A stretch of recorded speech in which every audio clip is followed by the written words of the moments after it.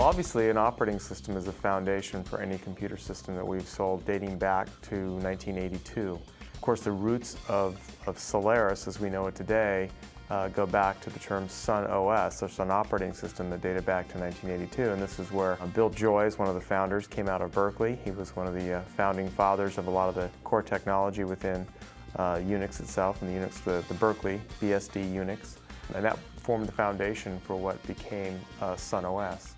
And so we had Sun OS all the way through to the early 90s when we teamed with AT&T to develop the kind of next generation of Unix, something called System 5 Release 4, or SVR4.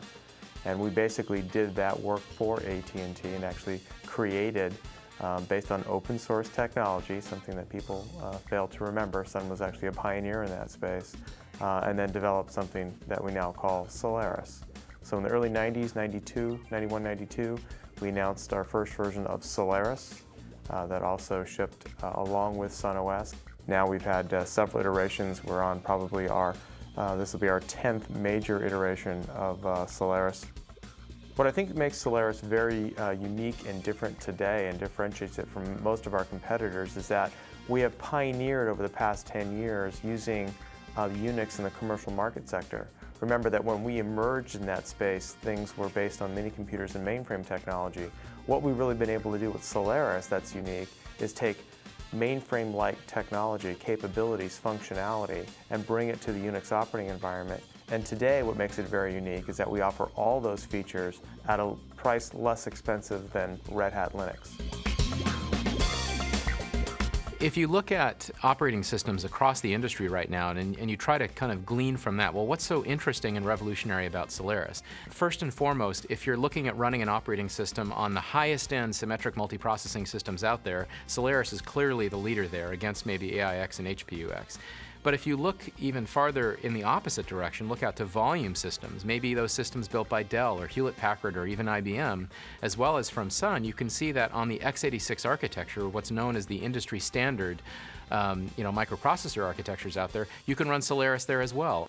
If you're an operator or a business that's looking at not only deploying a mix of horizontally scaled systems running the x86 architecture, but then want to deploy very high scale, high security, high robustness, symmetric multiprocessing machines, large scale systems, you can also do that on Solaris Spark. So we've really covered both sides of the basis here.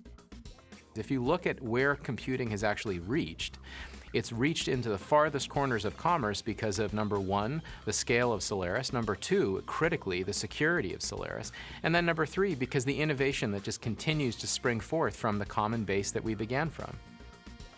Well, I think customers that are really looking to take advantage of all of Solaris really ought to look not only at, well, what's in the feature list? What do we do that the other guys can't do? Secondarily, you have to look at the hardware compatibility list, which is what systems do you want to run? Whether you've got a good deal from Dell or because you got a great deal from Sun, how can you look at running a common operating system across all of those platforms that are out there and take advantage of the robustness and scale and security that we inject into Solaris no matter what platform you're running it on? Well, the customers that run Solaris really end up loving it because it saves them a lot of time and money, and because it keeps the viruses away, because it stays up for literally years, because it offers them seamless scalability. They can go from a one-way server to a 2, a 4, an 8, 16, 32, 64, on, and still run the same binaries on the same operating system. And so that level of uniformity, as well as that durability and robustness, ends up saving them a huge amount of time and energy that they can then devote to trying to run and build their business. There's been a lot written about what does the next generation data center look like, and I guess my view is maybe a little bit different than the rest of the industry, which is I think the role of the operator will actually increase, and I think anyone who suggests that the operators are going away hasn't looked at the level of complexity that we're expecting businesses to be able to absorb in actually pursuing their interests. We've been a 64-bit company for quite a while now, and therefore continue to kind of press the upper limits of what you can do with computing, and we continue to believe that as the industry progresses, more and more of that innovation is going to become commonplace, and therefore more of that opportunity is going to be open to Sun Microsystems and our partners. Solaris is really the fulcrum on which the rest of the company ultimately balances. It is, along with Java, the core software platform that we expect to unleash a huge wave of new infrastructure investment. And along with Linux, we expect that to continue to grow the overall available market for Unix, not only in servers, but especially with Linux, out into the farthest corners of the new clients that are coming on board, whether they're medical devices or automobile dashboards or new consumer electronics devices.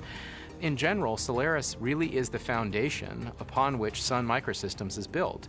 And along with the innovation we can bring with Java, along with the innovation we can bring in our microprocessors, our storage system, our services, we can really bring, I think, the most talented and energetic folks to bear against some of the hardest problems in the network computing environment to ultimately create new success for Sun and our partners and our customers.